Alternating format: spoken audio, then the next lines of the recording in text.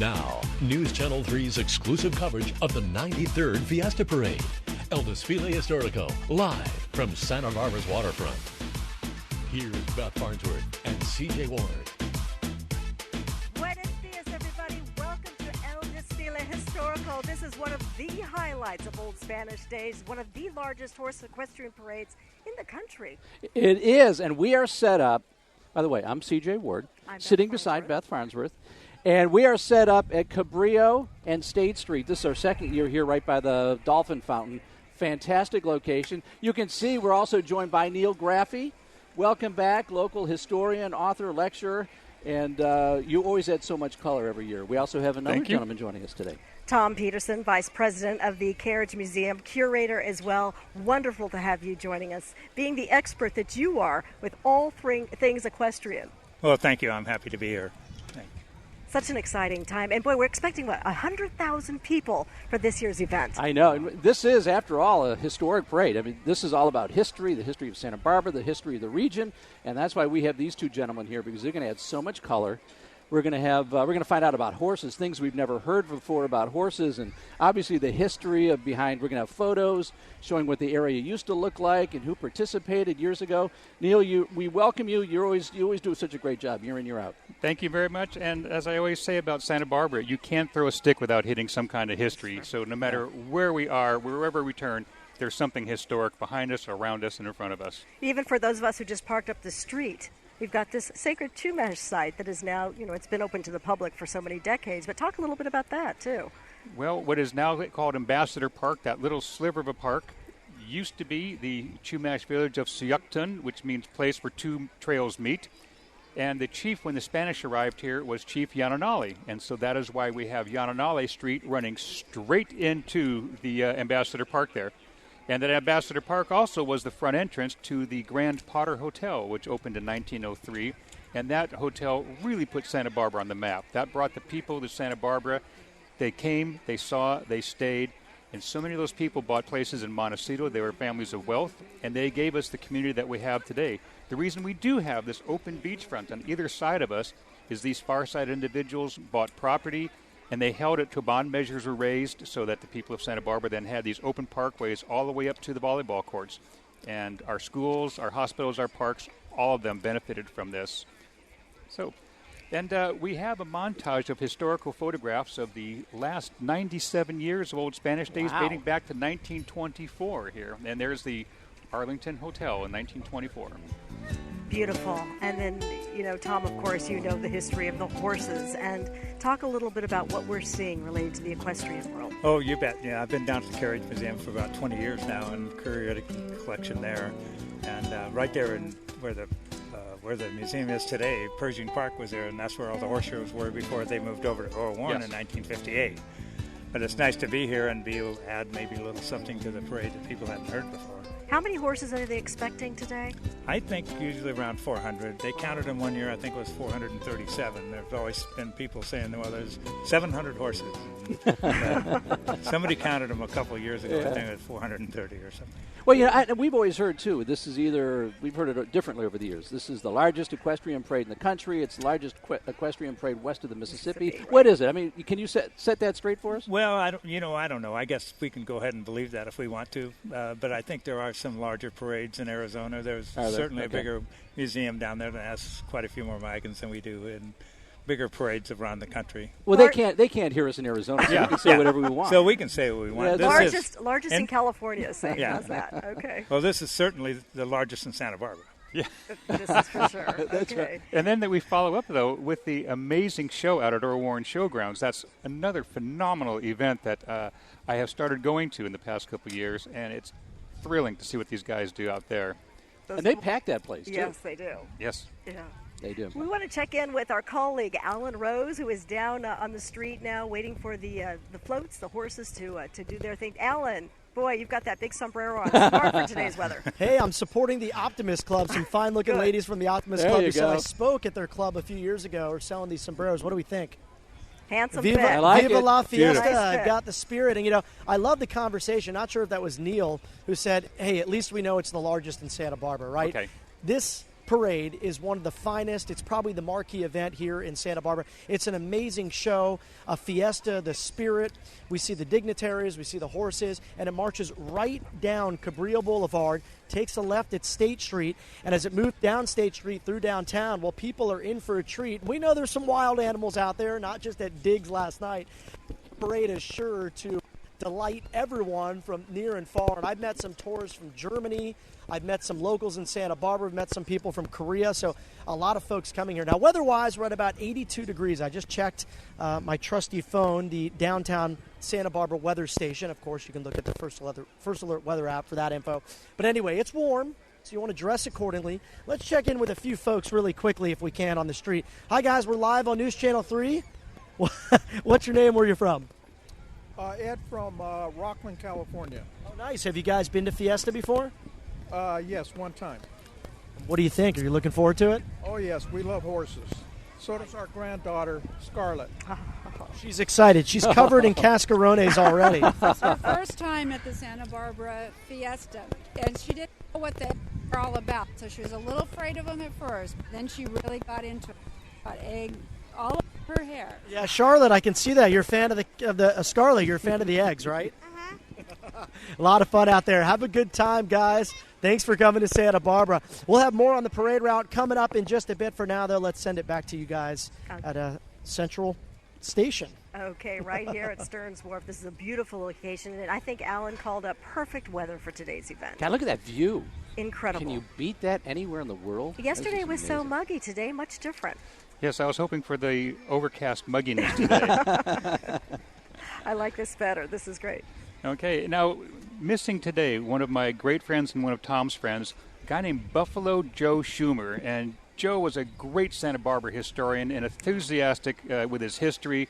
I really love this gentleman. He gave great presentations, and he also spent a lot of time at the museum. Tom, you want to tell us about your relationship with him? Yeah, Buffalo Joe was a great guy. You know, he would take care of all the children that came through the museum. All we had to do was just send him an email, and he'd take care of it, set it up with the teachers at school, and after the tour was over, we'd get a big pack of big envelope of pictures of Buffalo Joe and some of the wagons, and we sure miss him today. He was really an integral part of our docent program that we have at the museum.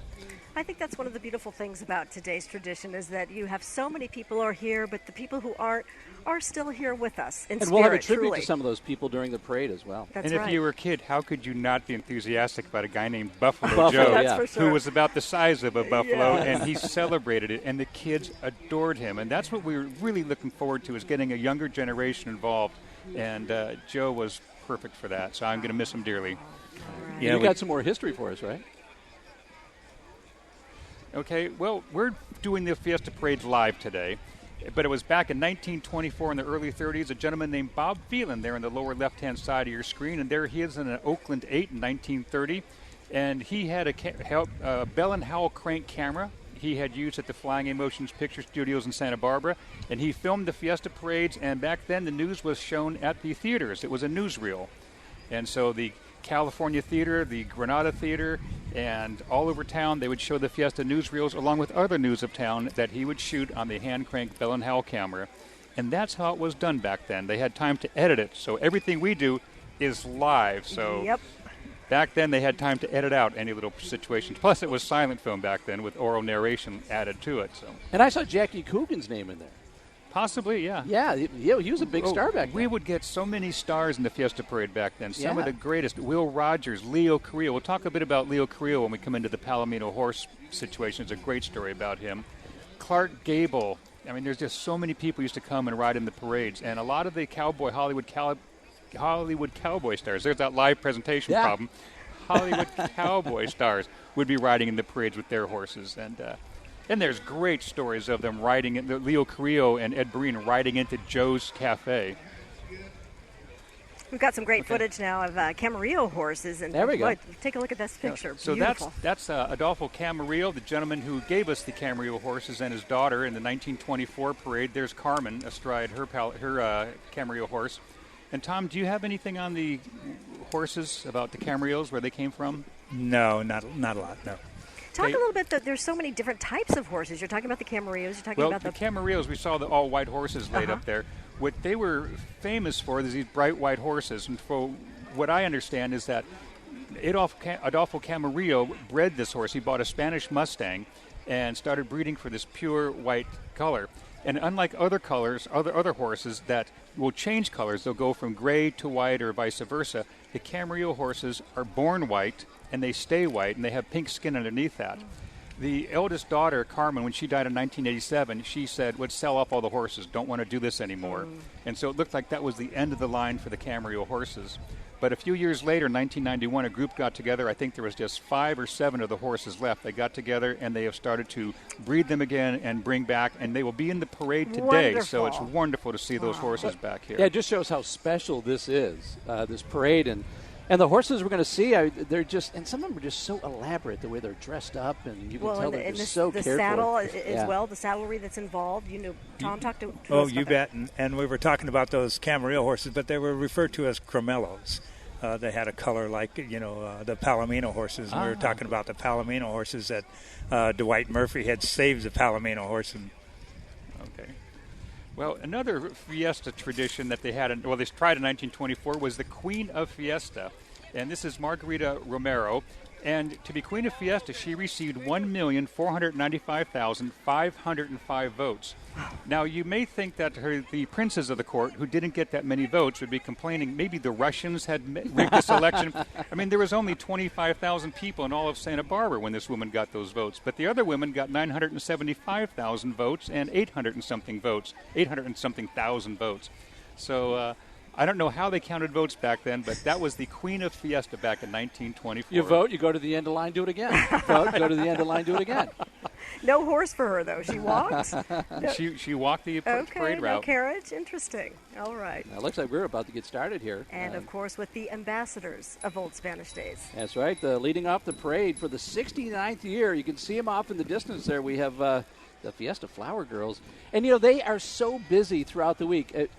They're, young as 6 years old, and they work so hard. They go around to the retirement homes, the assisted living homes. They're out at Pequeña, and they just greet everybody. I think those Fitbits chalk up, I don't know how many miles of walking that these girls do and tossing flowers, and they are just incredible. They are so loved by the community. And again, this is the 69th consecutive year that we have the Fiesta Flower Girls, and began back in 1949, and it was organized by a woman by the name of Ruth Dawn Fig Hoblin.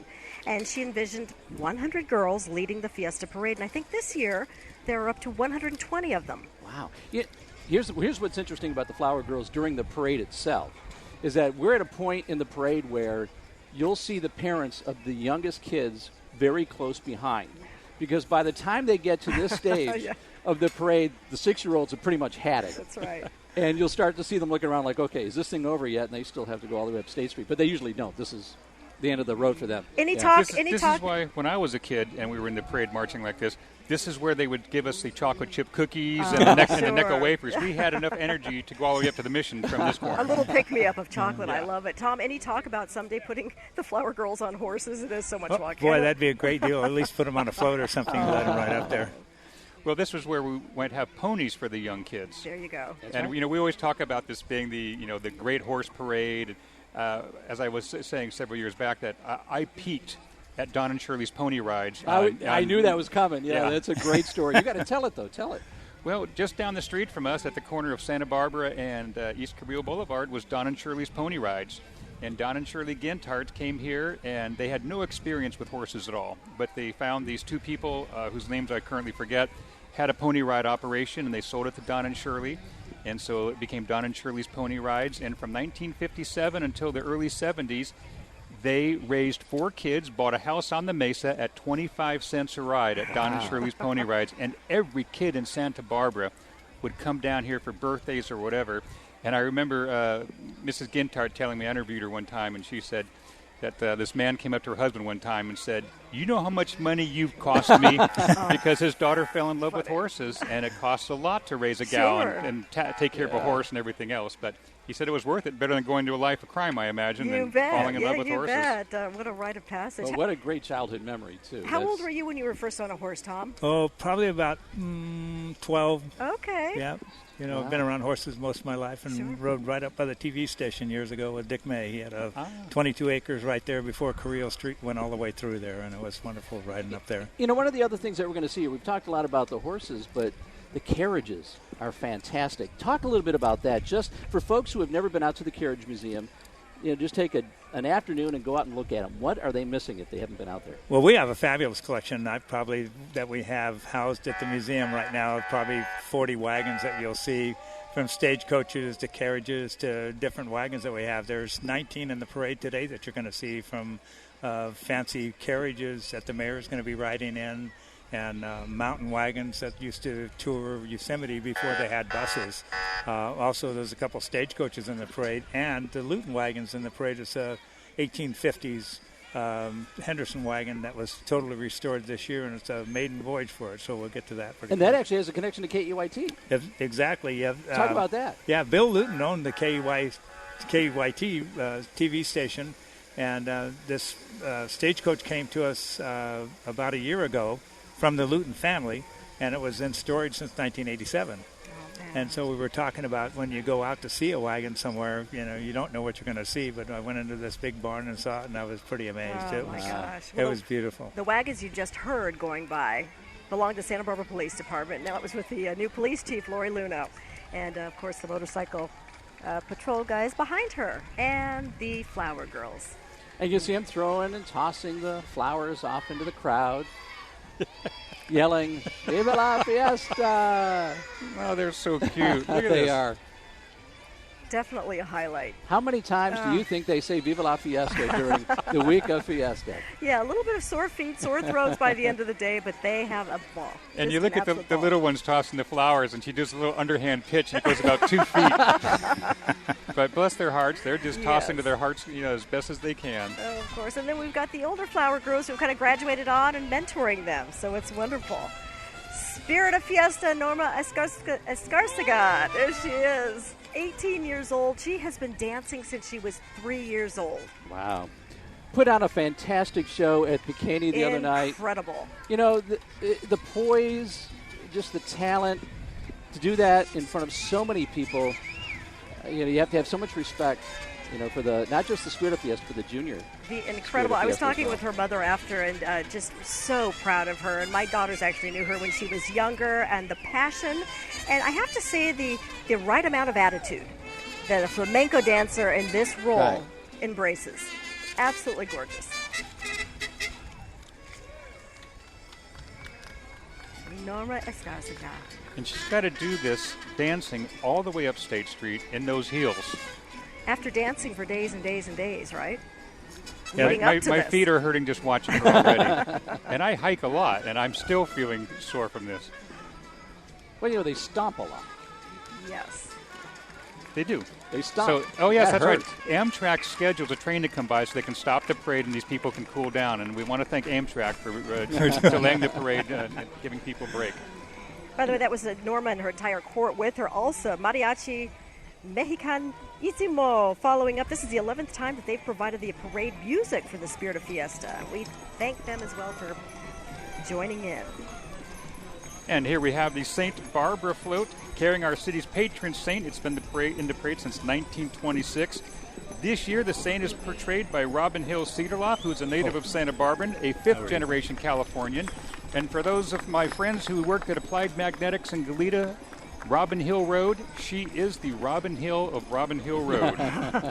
Now, as traditional for Fiesta, she is wearing the full St. Barbara regalia, a scarlet cape for the blood that St. Barbara shed. The palm is a sign of her martyrdom, and a golden crown for her glorification as a saint, and the white gown symbolizing her purity. And Robin told us that her mom's watching. Oh, that's right. Yeah, her mom, I yes. think she said 93 years old, 92 years old. She's watching at home right now. So Also seeing now hello to Robin's mom. Hello to Robin's mom, followed up by the Long Beach Mounted Police. Tom, talk a little bit about the type of horse that they're riding. Yeah, here's a beautiful collection of Palomino horses, and a lot of these riders here are riding in Boland saddles. Bolands are parade saddles, and Boland started making saddles probably in the early mid-1900s. Okay. He met Tom Mix. Yeah. We want to toss to Alan real quickly. Excuse me. Alan is with La Presidente Rhonda Henderson. I am, and guys, she is so excited. 7th La Presidente, amazing to see out here.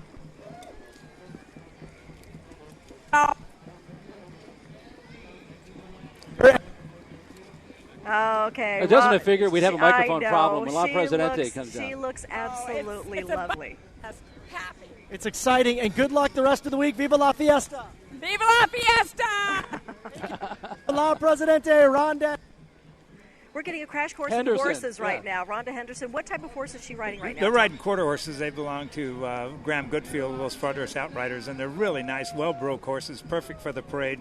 Ben's riding a silver saddle from the museum. It's covered with field silver, and that little blanket that goes around there is called the Corona blanket. It's a black and white parade blanket that you see on the Palomino horses just went by. He looks great in that saddle, by the way. Really does. Those saddles are heavy. Yeah, I was going to ask you, Tom. What does the mounted police just came by with all the silver studded? What does a saddle like that weigh? Yeah, those are around 40 pounds. You know, well, that's not as bad as I thought. I would thought it would be heavier too. A lot of the other ones that have the serapes and things add about another 10 pounds, 12 pounds to those. And you can see behind Rhonda Henderson is her family. The Presidente's family is right behind her as they make their way down the parade route.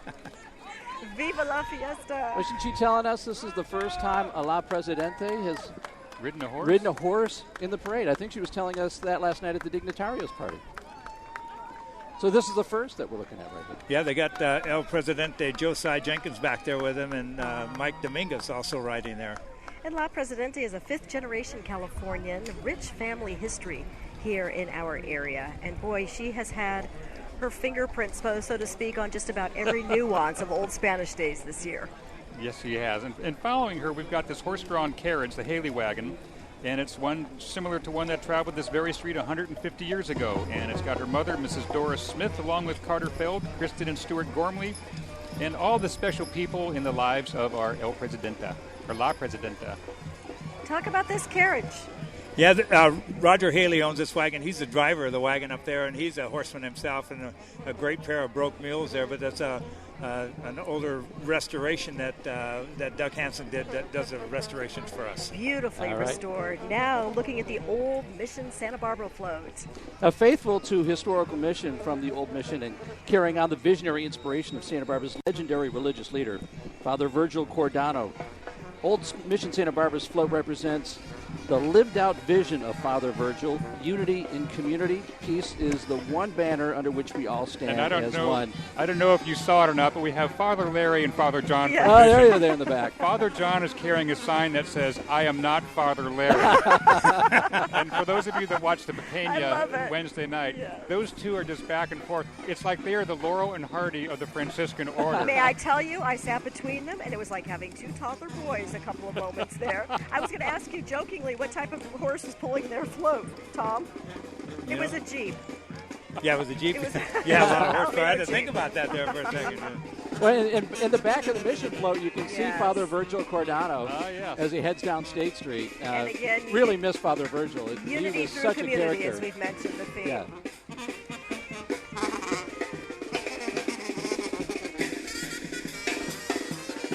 These horses are dancing to the music. Yeah, these Charros, these fellows spend a lot of time, working with their own horses and teaching them to do what they call high school, as they go down the road and pick up their feet like that, and they teach them to do that with their legs and their spurs.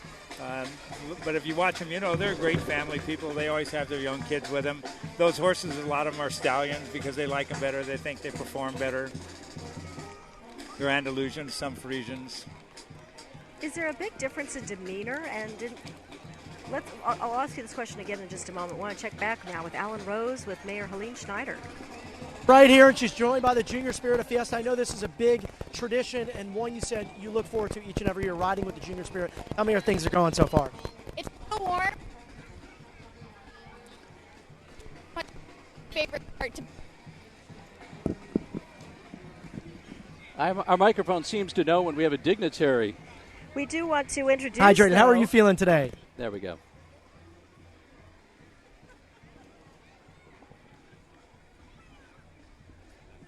All right. Well, we seem to be having a microphone problem with with Alan. He's just down the parade route from us, so we'll try to get that taken care of. And want to mention, though, that Mayor Schneider is riding with the Junior Spirit this year. Okay. Flores.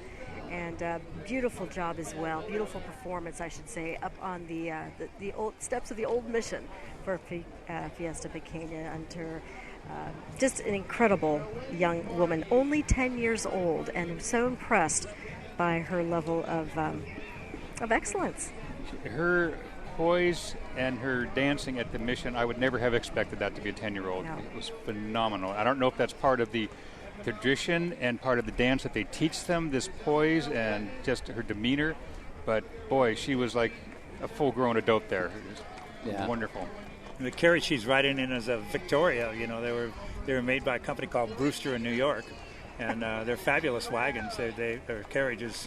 A woman would go riding around the park, on a Sunday afternoon and see somebody that she knew, and she'd wave one time, and then the second time she'd kind of glimpse at him, and the third time she wouldn't acknowledge him at all because she didn't want to know that she was 3 times around the park. Interesting. And if she had any white on her horses, she was kind of tagged as a hussy. Okay. All these nuances. And some of these terms, the Brewsters and many other wagon makers also went on. I'm a car collector, and we see these names in some of the custom-bodied cars done in the 1920s and 1930s. Brewster did a number of them, and there's other companies as well. Yeah, Brewster was a great carriage maker, and he was they asked him one time if he was a Tiffany of carriages, and he said no. He says Tiffany is the Brewster of wagons. I like that. We're looking at the De La Guerra wedding party passing by right now. This is representing an actual event that took place back in 1836. Neil, you know a lot about this. Yes, this was the marriage of Anita de la Guerra, the beautiful 16-year-old daughter of Don Jose de la Guerra, to Alfredo Robinson, who was one of the heads of a company that was doing the hide and tallow trades in Santa Barbara. And that fiesta, everybody in Santa Barbara was invited to it, and it's immortalized in the book 2 years before the Mass by Richard Henry Dana. And he described he was just a kid working on one of the ships. He got to come to shore and go to the wedding and wrote great descriptions of what the wedding was like and the dances were like and how much everybody was welcome, no matter who they were. You were welcome to the party. And so that's the mi casa es su casa tradition sort of comes from. And kind of like modern day people crashing the weddings at Fest Parker. Yeah. Yeah. Well, a lot of the parties around town here, that's just you just walk in and you just join the party. It's the same theme. Okay, you are watching El Desfile Historico 2017 live on News Channel 3.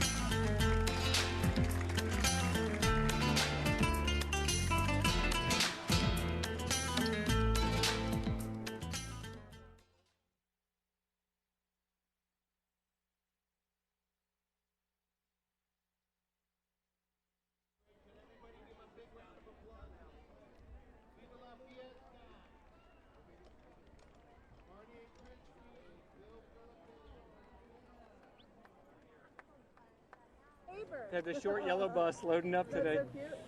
Not the black party bus. No. Mic check, John. Mic check. She does look amazing. Is mic check from Giro 12 on board the carriage. Viva la fiesta. I won't have IP. I'm going off of Joey's. It would be. Someone wants you to say hi over there.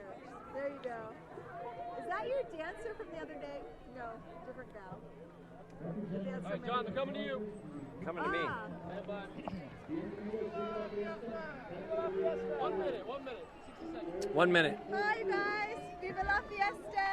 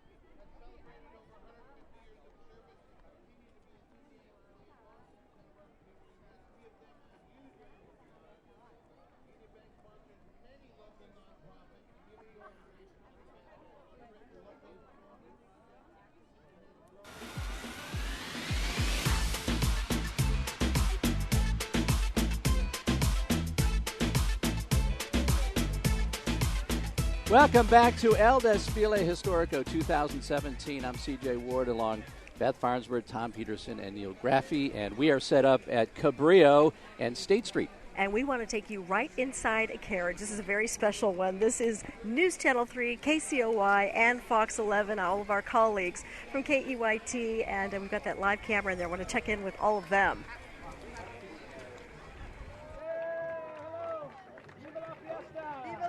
And I think we may have the best seat in the house. We're inside a carriage number 23, and we're here on the parade route. We have Scott Hennessy, Joey Butita, Kelsey Gerkins, Mike Clan, and Tracy Lair. What's it like, Tracy? I just want to know if you have your hat on the right way today. I had my hat on the wrong way earlier. Such an urban cowboy. I am a first-timer on the parade, so I'm having so much fun. It's better than walking. So we get to see people's faces up close and a lot of cheering back and forth. You saw a lot of kids. It's an honor to be on this float. Viva la fiesta. And Mike, you saw some kids in your neighborhood already. Yeah, the Montecito Y representing. They're having fun. And I just like, we can't go, more than 20 feet without, hey, John, hey, prime time, hey, JP. It's always a highlight for me. Oh, my God. Here come the confetti eggs. Now, Scott Hennessy is here. You're taller than everybody. You get a bird's eye view. I know. I got to try to not block the view here. Yeah, it's beautiful. So many great people out here having a wonderful time. The ocean. We're about to come up on State Street. It's an honor, as Tracy says, to be here representing our television stations. Viva la fiesta. So we've got the beach corridor now on Cabrillo Boulevard. It's wider. A lot of people are yelling at me. Olé! I think they're enjoying adult beverages. And then we turn and go down State Street, as you know, and that gets to be what I call the crush zone around State and Coda, Haley, Ortega, De La Guerra. The people are so much closer. They're up in the office buildings. They're throwing confetti down to us, and it's really a lot of interaction. I'm going to hand the mic over to Kelsey Gerkins and Joe Butita to finish this off. They are the amazing race winners, and they ran around the world, but they never had a more challenging time than to get this skier down to our broadcast position. I have to say, this is what I'm going to declare. The weather is perfect for this parade. It is perfect. We have a very light breeze right here at the beach. We're right here in the low to mid 80s at this hour. It's wonderful. It is great. Hope everybody has a nice fiesta. Viva la fiesta. CJ, Beth, back to you.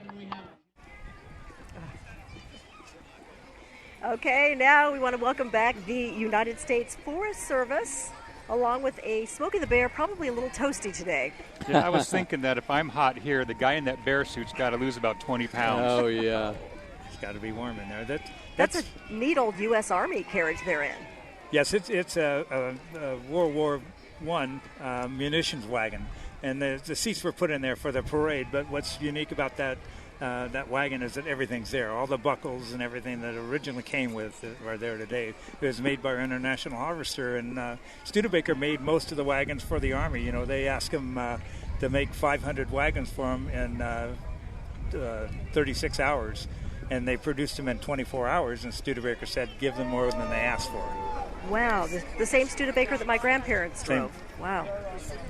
And KEYT, KCOY, Fox 11 floats. There they are. They're passing by. John Palminteri, Tracy Lair. We've got Joe Butita, Kelsey Gerkins. Who else can you see? Palminteri on the end there. Palminteri, yeah. We got our KCOY crew, Fox crew there as well. That's our family.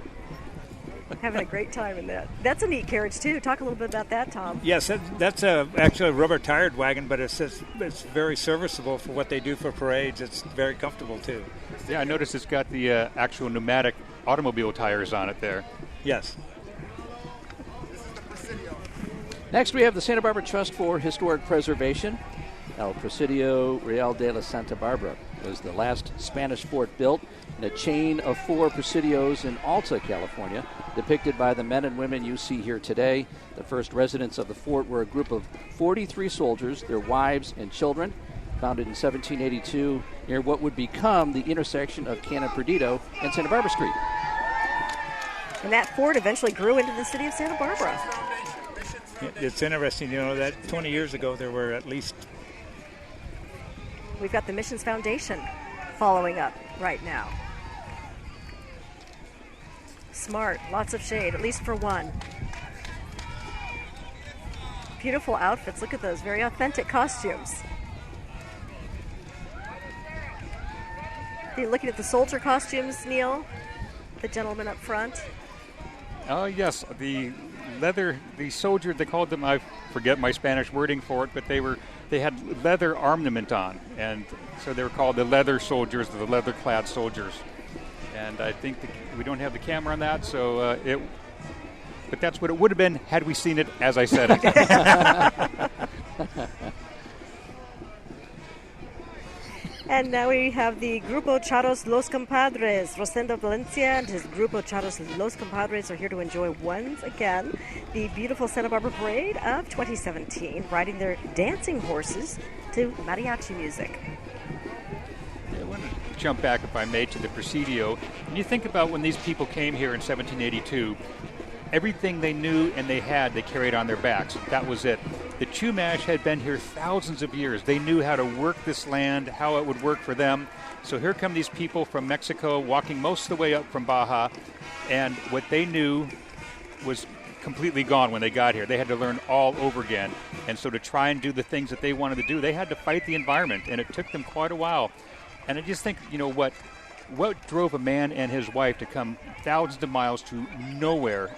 And if you broke a button, you had to figure out a way to fix it or get around it until a supply ship came. And the supply ships came annually, but not always. So these first couple hundred people here in Santa Barbara, man, they really worked it to try and survive and to keep going. And so I always just think what those wives had to put up with. Yeah. And now we get 25 cruise ships a year. A lot easier. It's really a big part of La Presidente's proclamation about embracing the simple things of old Spanish days. Yeah, you look at a lot of pictures of the old stagecoaches, and people are sitting around stagecoaches and up in the mountains there, and you got to think, and you look at those guys and you think they probably didn't have 25 cents in their pocket. That's right. And how tough life was at those times. Yeah. Well, it's always fun to listen to, so let's just listen in for a second.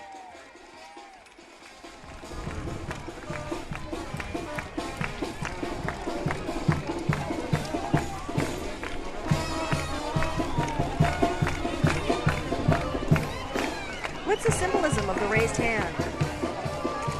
Hello. Hello. Yeah, I was about to say. Greetings. We bring you no harm. That's their version of the parade wave. And here's some Frisian crossbred horses here. There's a lot of those aren't all Frisian.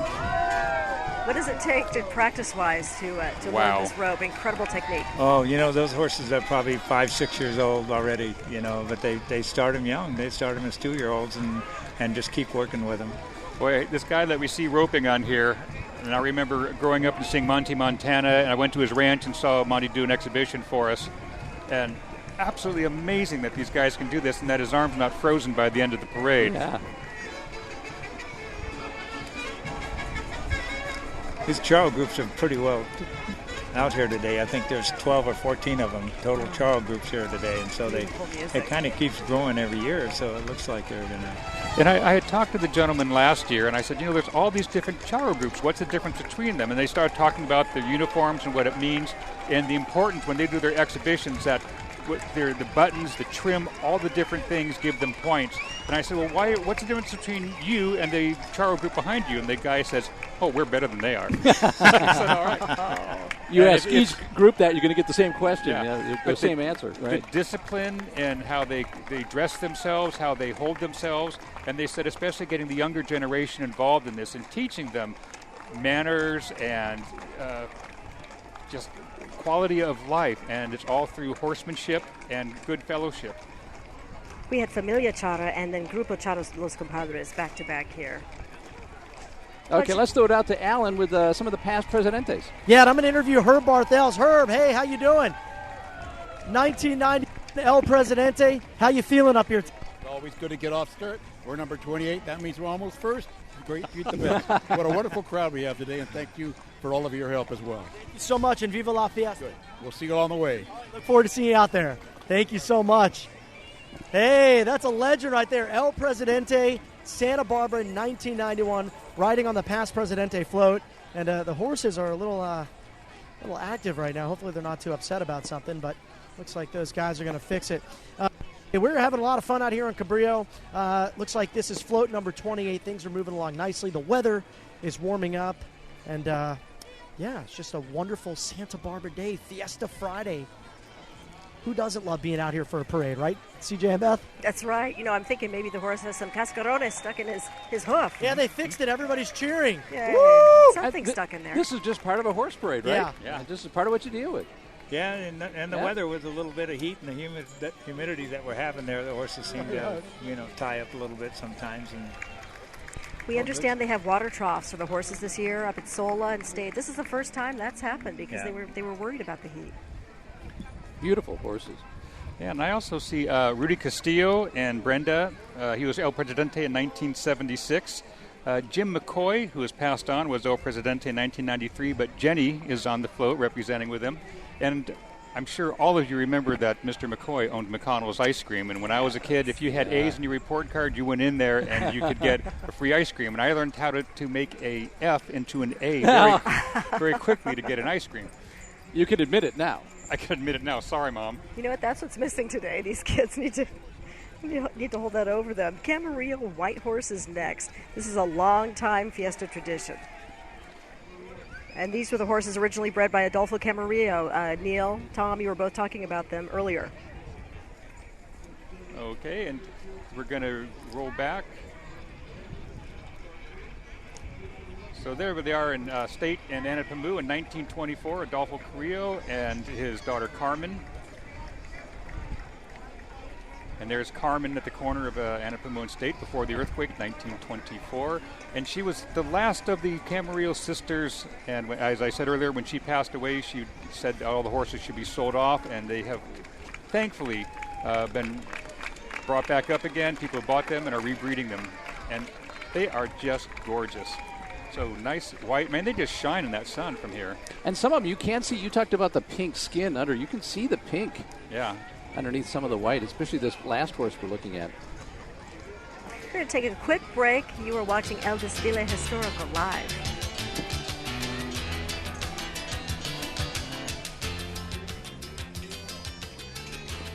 Now, were we...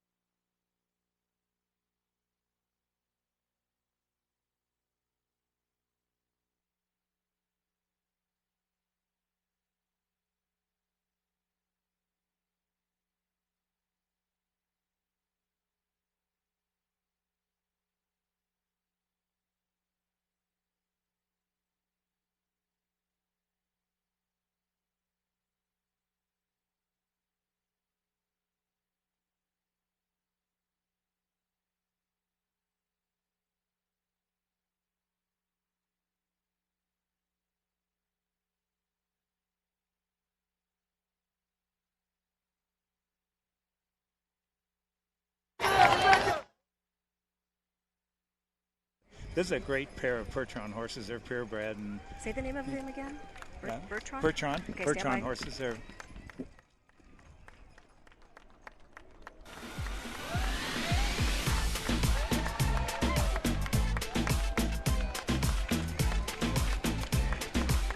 Welcome back to El Desfile Historico, live on News Channel 3. Hope you're enjoying the show. We've been watching another carriage go by.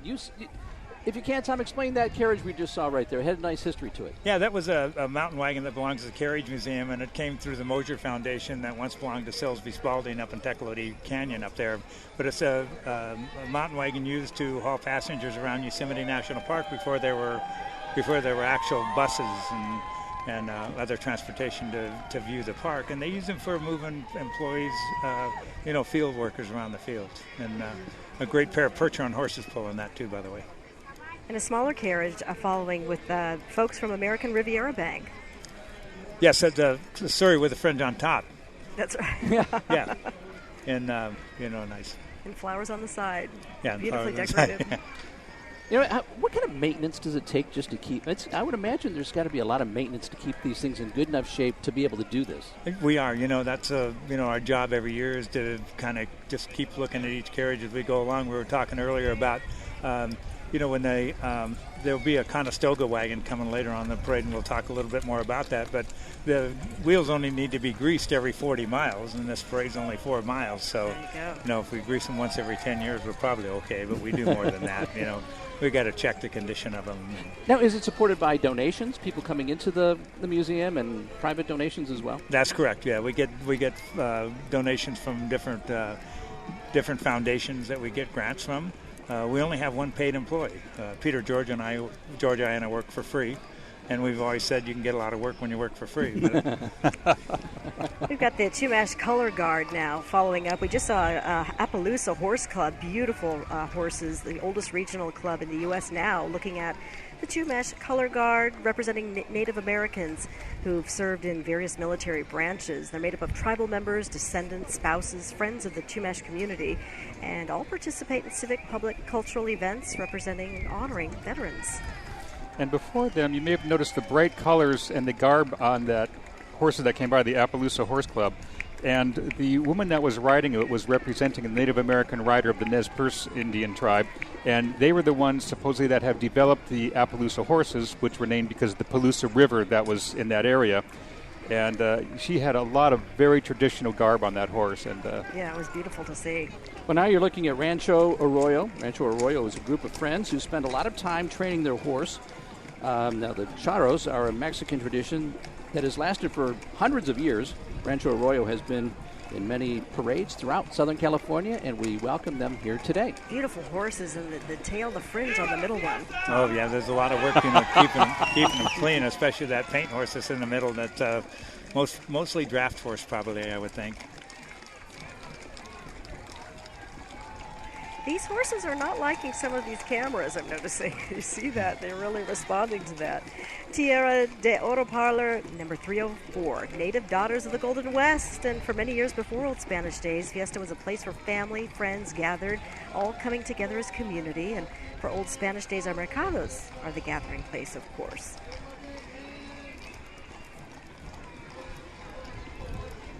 Of course, it's a real treat. They build all these floats in the parking lot at the Carriage Museum every year, and people are welcome to come down and see what's going on down there about the last week before Fiesta.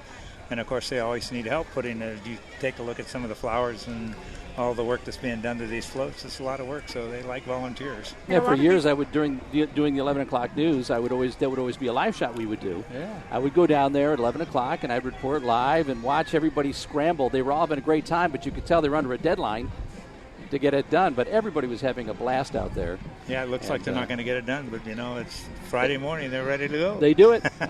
A lot of these flowers come from our Carpinteria greenhouses and from Lompoc as well, up north. Well, two of my friends are on that float. Their mother won a raffle to be on the float and sent her daughter and her friends out there. So Gretchen Allenberger and Liz Duran are on there. I said I'd mention their names for $5. All right, please welcome the Santa Barbara High School Marching Band. Once a Don, always Don, right? There you go. Led by drum major and director Carney Vandersal. We hope you enjoyed the music. Let's just listen in.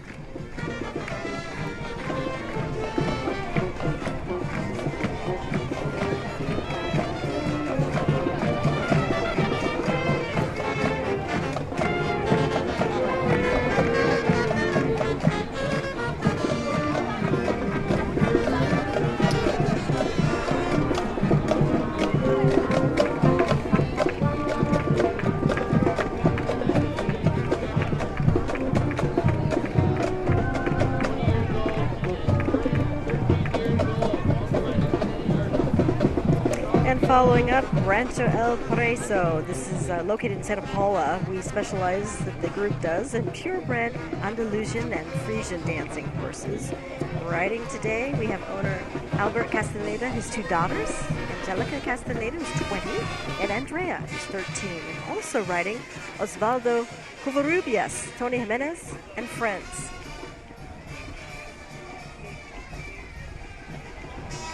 I think each group gets a little louder, too. It's wonderful.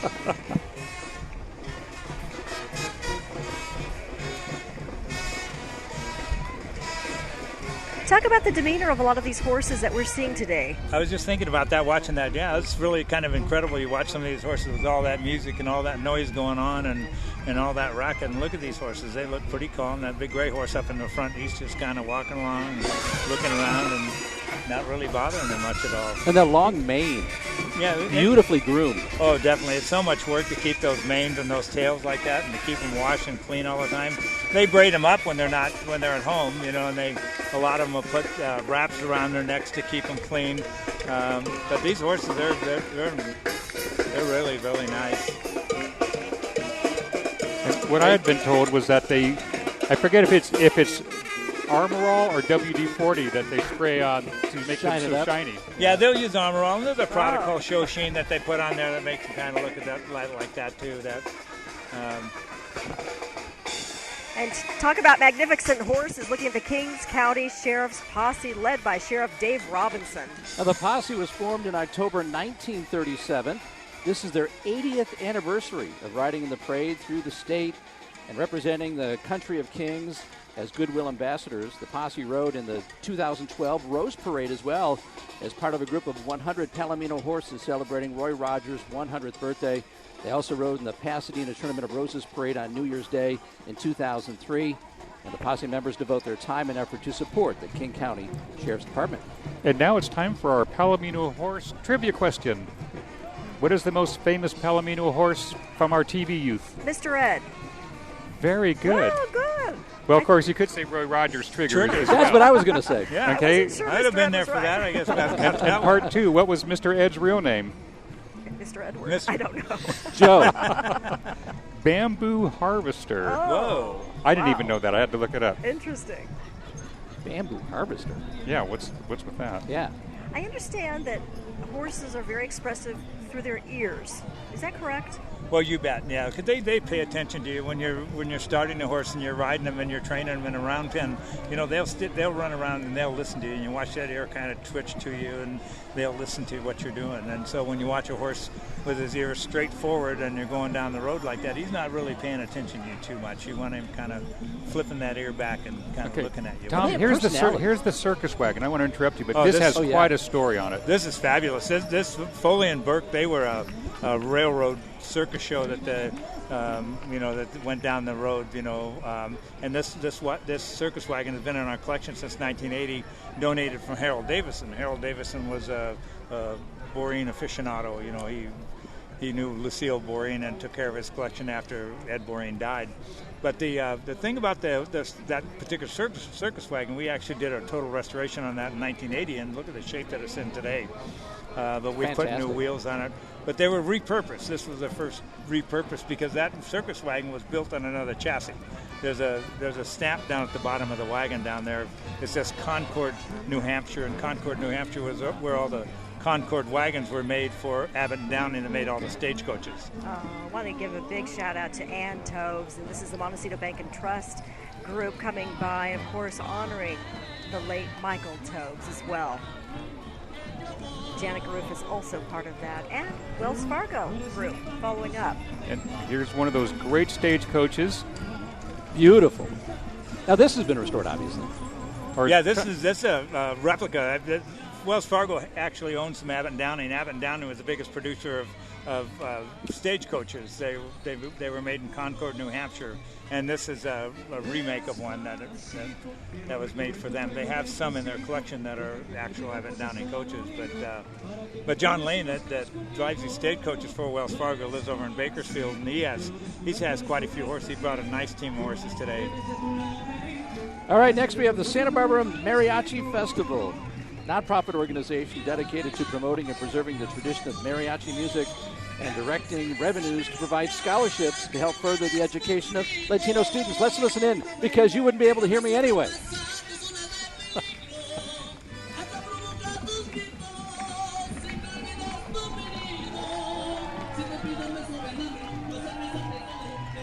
Well, they've been here with us for 22 years. Wow. Impressive. Next, Oxnard High School Marching Band. And this is the addition of the Marching Swarm under the direction of Andre Spence. It's led by drum major Adrian Hawthorne. And the Marching Swarm, formerly known as the Marching Band and Color Guard, the OHS Marching Swarm is known across the community, the state, the nation, and even internationally as being an ensemble of musical excellence, and they've received many awards in all areas of music, showmanship, and entertainment.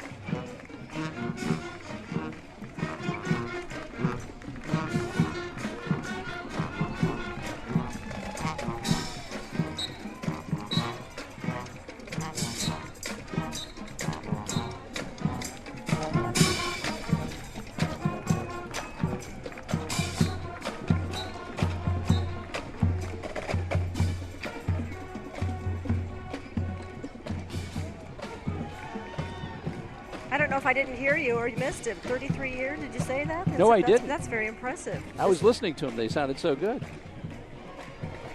Okay, we want to go back up now to our colleagues in the wagon.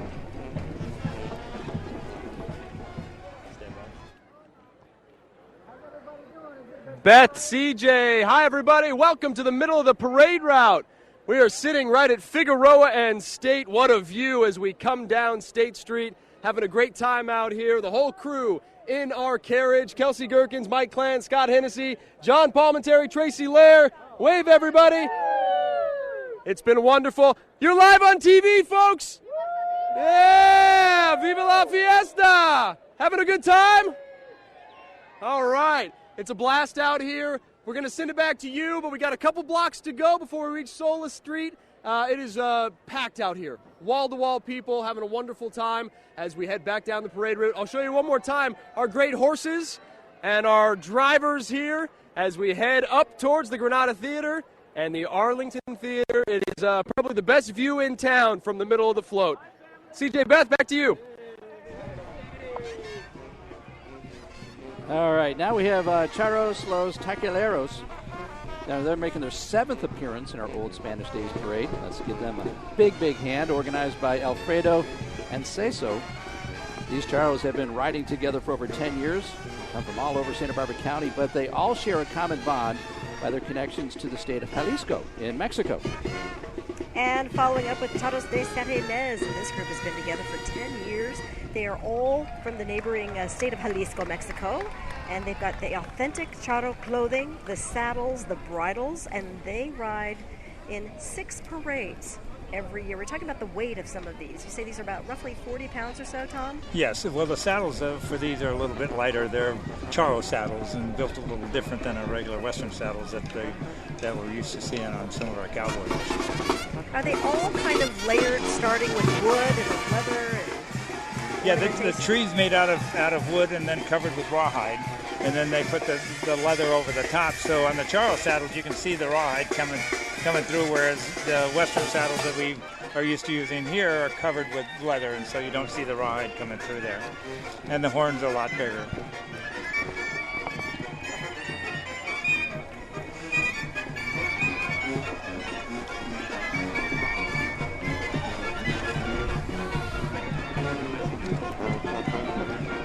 Talk a little bit about the different types of horses we're seeing. Yeah, there's a little lighter horses there that are probably, thoroughbred crosses or thoroughbred horses, and then there's some crossbred Andalusians in there, and that big black horse that you're seeing going across there is probably a Percheron cross with maybe Frisian, could be all Frisian, and some Andalusians mixed in there too. They're really nice horses. They're a lot lighter than some of the other Andalusians like we see in the other groups. Boy, incredible sidestep. Sidestepping, that's what I was going to say, yeah.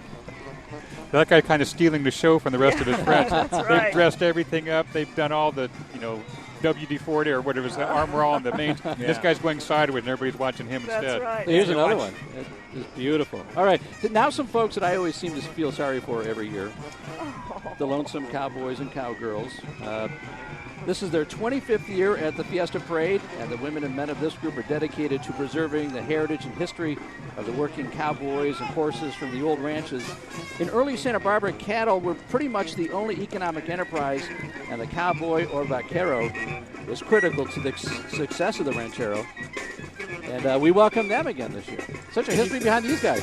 CJ, you would think that after 25 years, maybe they wouldn't be so lonesome. They found their true love. But this is a great group together. They've been here 25 years together. But I know quite a few people that are in this group, and we're in period costumes of the old cowboys, and you got to think back that why people dressed like that and why they rode like they did. But that was a job for them. They didn't have cars, so they needed to have a good saddle to ride in every day. And sure. We get back to some of the famous Santa Barbara saddle makers that that were here in Santa Barbara, Loomis and Forbes, and some of those that are represented in the saddle show up to the Historical Museum. Rancho Las Palmas following up. They came to celebrate Las Fiestas Españolas for people coming and having a good time, enjoying the wonderful community of Santa Barbara. Viva la Fiesta. We had mentioned Ed Barine a couple of times, and the Santa Barbara Historical Museum. For those who don't know, Ed Barine was one of the great cowboy artists, and especially as an etcher in the etchings that he did. And the Santa Barbara Historical Museum has recently done a remodel, and they have a Barine Museum or Barine Gallery now as part of the Historical Museum. So you can go down there and see his incredible watercolors and his etchings and the few oil paintings that he did, I believe, are down there as well.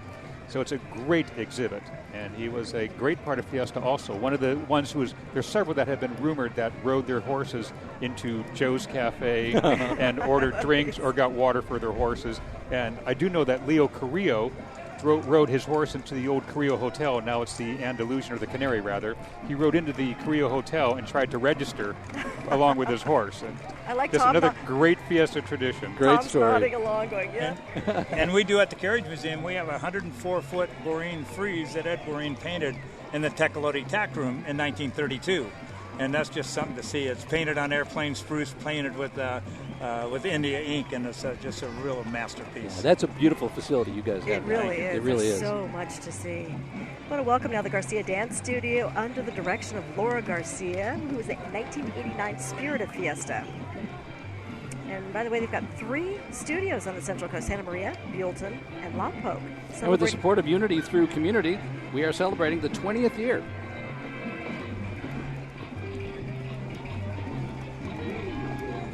Did a phenomenal job. Pequeña night as well. Oh, they did, yes. All these dance studios, it's fun to watch. They put so much dedication into it. The girls work so hard leading up to not just Pequeña, but the whole week. For all of it. They get a lot of exposure during Pequeña, during the parade, but they are busy every day, all day long. Real quickly, I want to point out that there's a lot of competition behind these local studios, and I think one thing that La Presidente Rhonda Henderson has done this year is really bring a sense of sisterhood between all these dancers this year. The unity through community, right? That's right. Yeah. That's right. All right, we have the Santa Paula High School Cardinal Band and Color Guard. We are so happy to have them back here at Old Spanish Days Fiesta Parade. They enjoy returning year after year, celebrating with everybody, and under the direction of head drum major Athena Lazos, the Cardinal Band and Color Guard. We welcome you again for another year.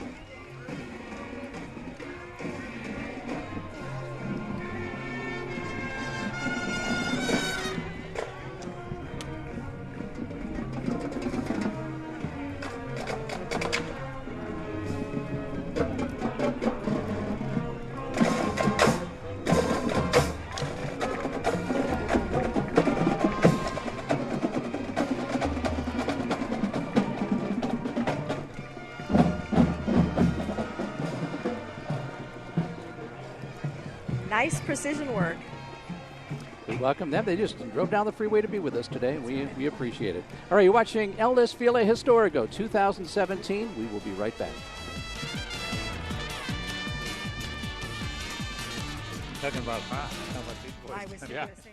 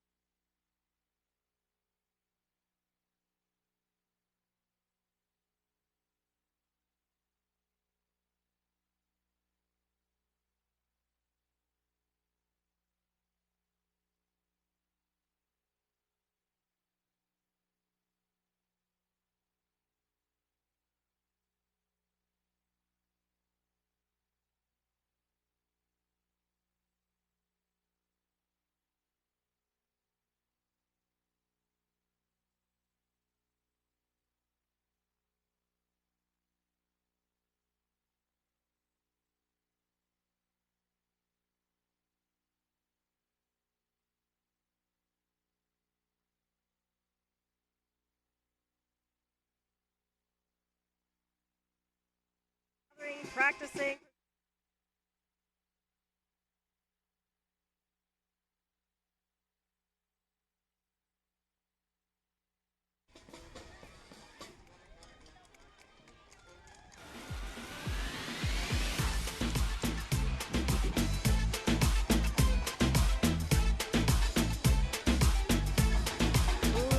Ladies and gentlemen, we welcome you back to El Desfile Historico, one of the biggest horse parades in the country. You are looking right now at El Arenal. It's a group of friends and family. They gather together, they practice, and do all they can to preserve their Mexican traditions and then pass them on to future generations. And that is what this is about. I mean, this is passed on from generation to generation. Many of the uniforms, the dresses we see are passed down from generation to generation. Makes it so special year after year. And participants in the parade. And They've been them doing too, this yeah. since 1924, keeping it in the family. Yeah. That's right. I want to welcome representatives from Impulse Advanced Communication. This is a 17-year titanium sponsor of the Old Spanish Days. They're based right here in Santa Barbara. We were talking about carriages just a moment ago, Tom, and was asking you what types of woods were used. What types of trees were used to build these? Yeah, they use a lot of alder, in the making of the seats and the floorboards, and use some oak too at times. What's available to them, back in those days, is what they made. There were quite a few carriage manufacturers around. All right, next we have Bartlett, Pringle, and Wolf. This carriage, we have Dana McGrew, her family, including her father, Warner McGrew, and his wife, Joan McGrew. This is a real elegant wagon, it's called a barouche, and that was owned by, like the Rockefellers and the Astors, and the DuPonts, because they didn't only have one wagon like a lot of the farmers did. They had lots of wagons in their barn, and this would be a wagon that they would go out, and Mr. Rockefeller and Mr. DuPont would go out and discuss business. It's a vis-a-vis, so they face each other as they're riding, around, and it's a chauffeur-driven wagon. You can't see it from here, but the chauffeur sits up top, and so there's no cover for him. There's a cover that goes over them over the back in case it's raining. But anyway, he would ride up there on the front horse and drive, and it was called postilion, so he didn't hear what they were talking about in the back. Oh, interesting. So no stock market tips. We just saw the Merced County Sheriff's Posse pass by now, looking at the gang from Crocker Row. And Neil, I know you know a lot about this history. Crocker Row was the first, we call it the first tract homes built in Santa Barbara, because William Crocker, the son of the Charles Crocker of the Big Four Railroad fame, he built the 5 stucco houses that we see in the 2000 block of Garden Street, and we know the first Crocker Row house has the dog that gets celebrated for every event, and that was the first of the cottages. And these were all done by an architect named Arthur Page Brown, and he was the father of what they call the Mission Revival style. And so a lot of the architecture for Santa Barbara and Southern California came about through Arthur Page Brown, and these were the first 5 houses that he did. They were in Santa Barbara, so we call them tract houses sort of jokingly, because it was the 5 houses on one block, and they were designed to be vacation houses. Whoa. Each one is set back about 10 feet, so everybody had a view to the ocean back then. There was no trees around here. Absolutely gorgeous. And when they sold, they went for about $5,000 each, and that was a magnificent sum back then. $5,000 with an ocean view. Yes. Can you beat that? All right, now we have Friends of Fiesta. And many people do not realize that Old Spanish Days is put on entirely by volunteers without a paid executive director, artistic director, or fundraiser. A 35-member volunteer board oversees about 3,500 volunteers. Can you imagine that? These Friends of Fiesta represent the thousands of volunteers who put on this parade and all of the other Fiesta events to help make Old Spanish Days one of the best local events in the country. Needed 2 carriages to carry them. Yes. I want to welcome now Santa Barbara Unified School District. Proud of its rich educational tradition in Santa Barbara, more than 150 years strong, rooted in the 18th century Spanish era.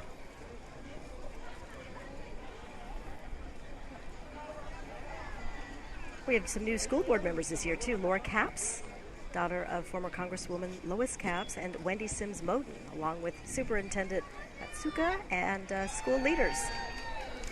All right, next we have Rancho Jimenez J, organized by Abden Jimenez.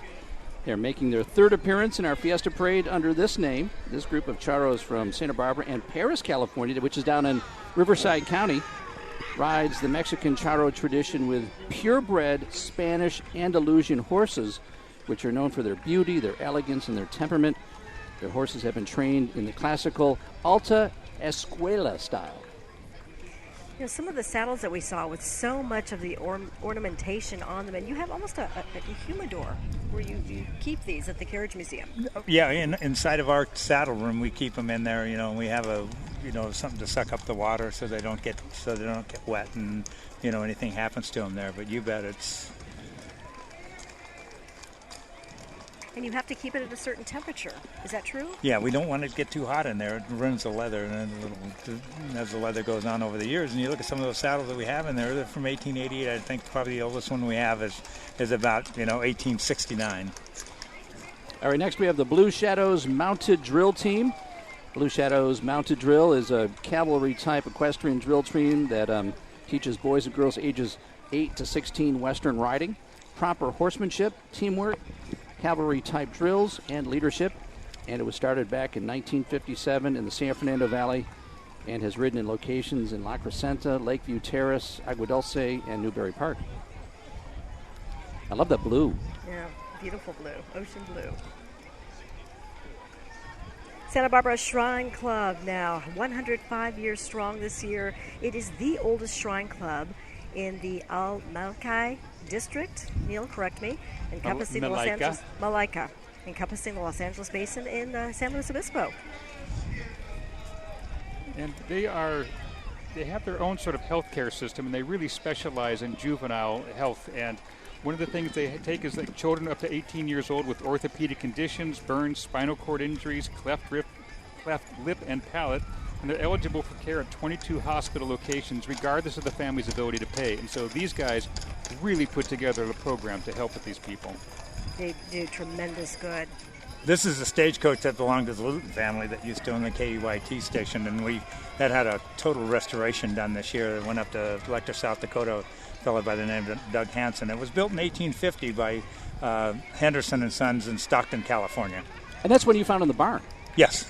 And it's gorgeous. Look at that today. And it's a maiden voyage today. It's a 9-passenger Henderson, where most of the Hendersons that we have in the collection are 6-passenger. And the ones we're seeing right now on the horseback, Los Californios. It's a unique Western and Mexican equestrian riding group. They participated in Old Spanish Days Parade now for many years. I just love the different costumes as well. The beautiful skirts draped over the horses.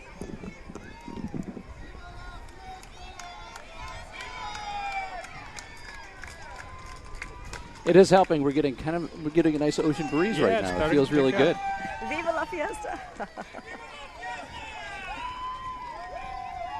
Now, what are they expecting? 100,000 people today along the parade route? Is that what you've heard, Neil? 100,000 people. 100,000 people. That is quite impressive. You can tell these people are having absolutely no fun.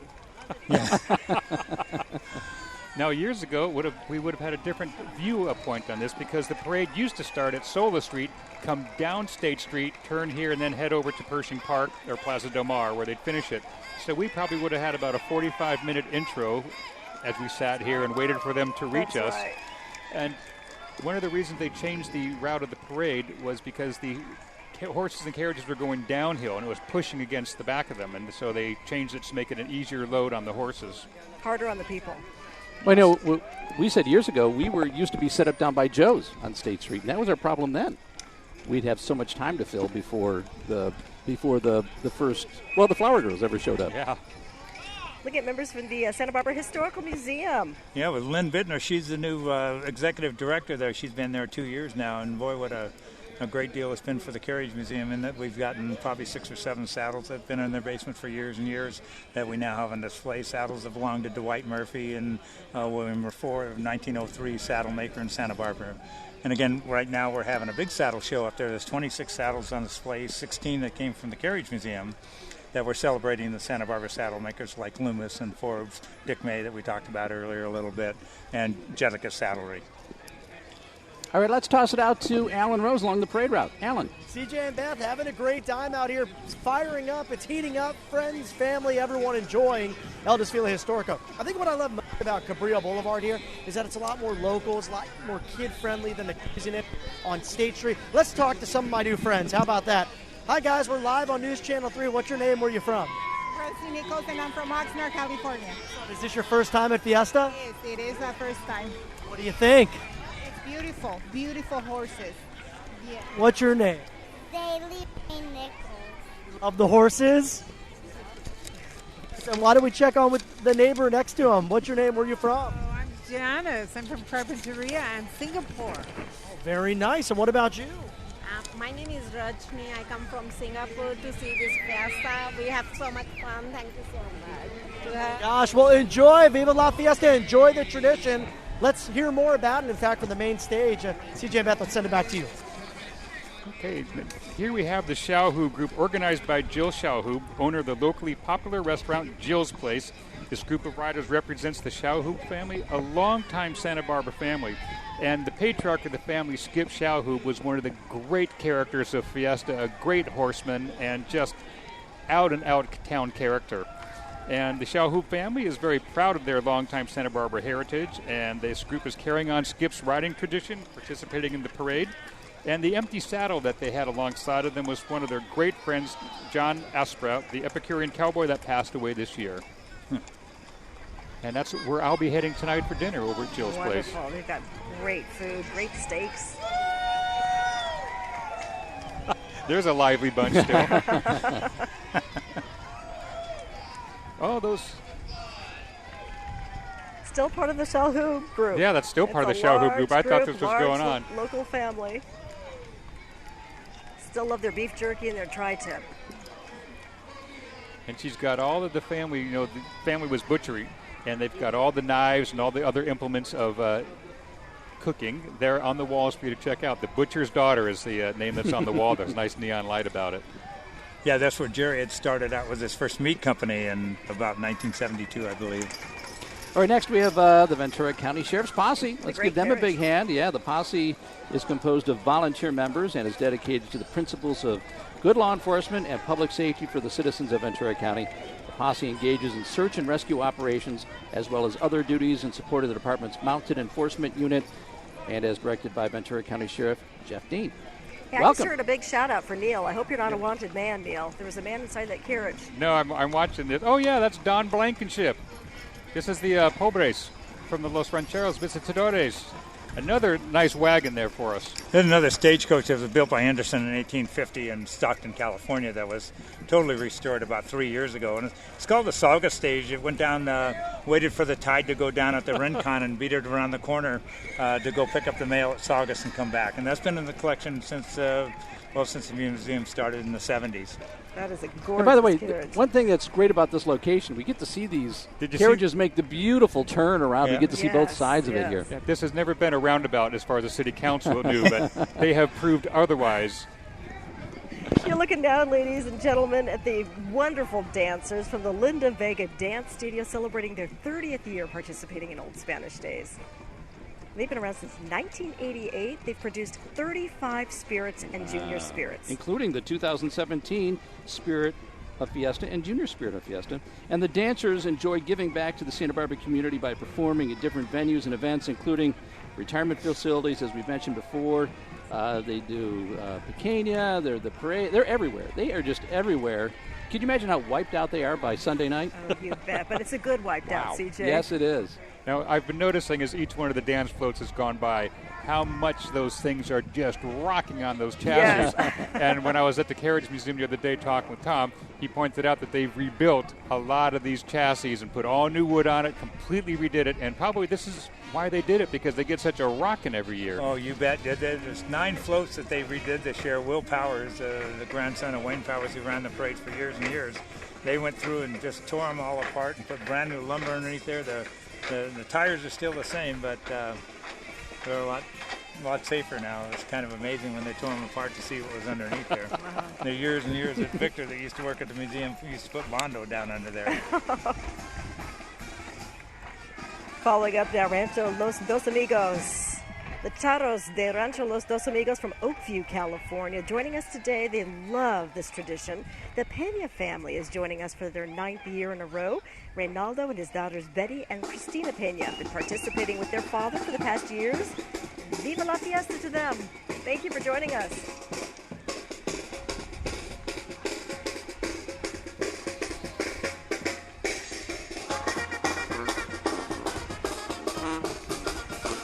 All right, next we have the Valley Center Vaqueros, started in 1960.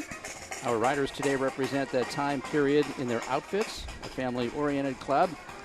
Now, they host many shows and clinics and strive to bring equine-related activities and information to the community.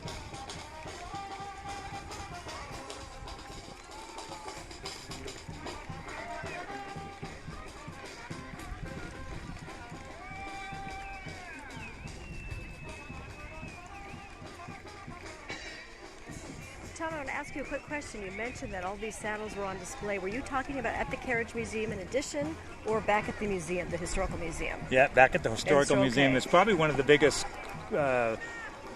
expositions of cowboy gear since 1999, when that Casa de la Guerra, when Jim Poet, who owns a big ranch up in Lompoc there. The San Julian. And coming up is the Santa Barbara Elks Lodge. Elks Lodge 613 is 117 years old, and the officers include Ed Martin, the Exalted Ruler, and his First Lady Barbara, and Sally Mott is the leading knight, and Bill Magliacci is the lecturing knight, and his Lady Susan. And the Elks Lodge has been so important in Santa Barbara history. And all these different what used to be fraternal groups started off really starting to civilize these towns, and they would do a lot of things of good nature, raising money to put in the first schools, the first libraries, and the Elks is a group that still continues that today. They use bingo to raise money for $22,000 recently for local veterans, and the Hawaiian Elks raised $3.2 million for handicapped children. So they continue in this tradition of helping the communities that they're in. All right, next we have the Santa Barbara Police Activities League.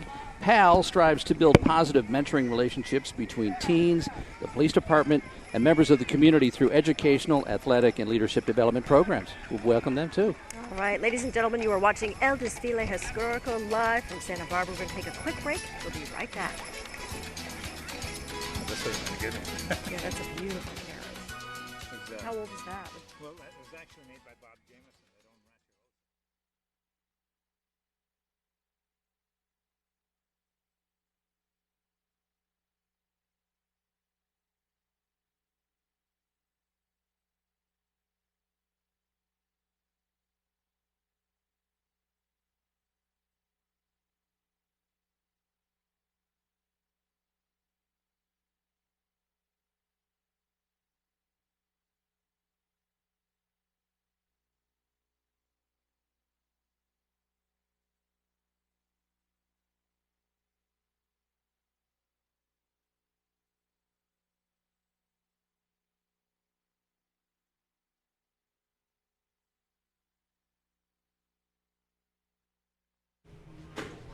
Doing something weird.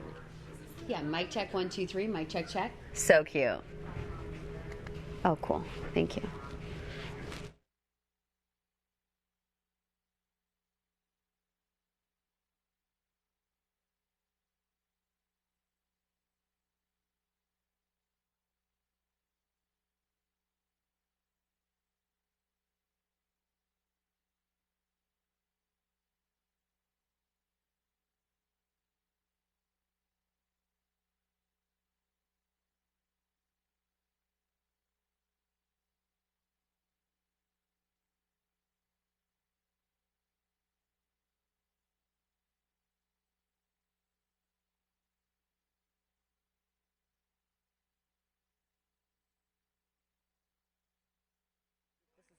Oh, that's the steam.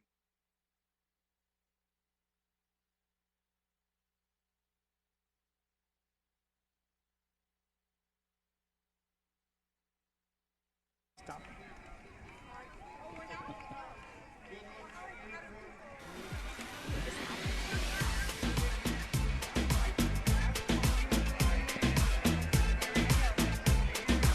All right, welcome back to El Desfile Historico. Beautiful afternoon here in Santa Barbara.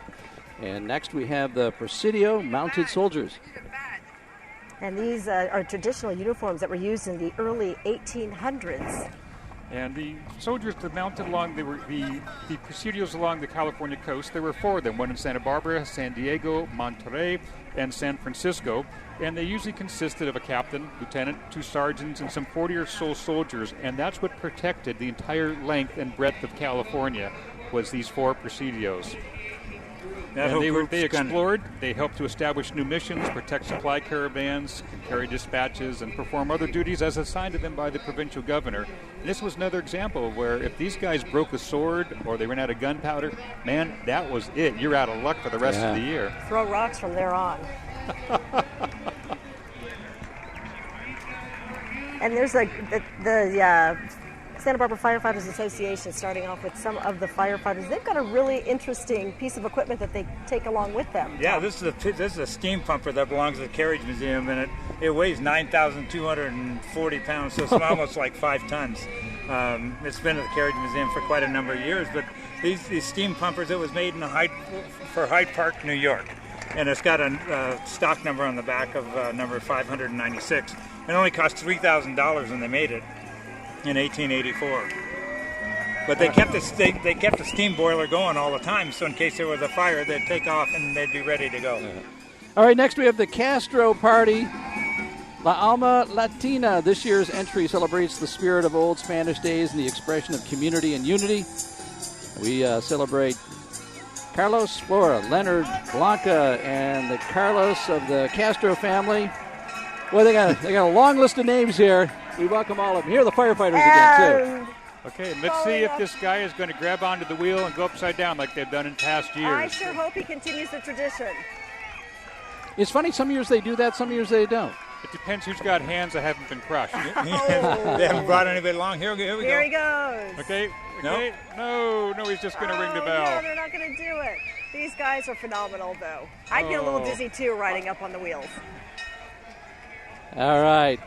Well, that's it. That was it for the parade. It was what another fantastic year for the parade. Thank you, gentlemen, so much for joining us. You did a fantastic job. Love the history and the color. We hope you come back next year. Thank you for having us. This has been delightful. Thank you for watching at home. El Desfile Historico, special presentation of News Channel 3 coming up next. Viva la Fiesta.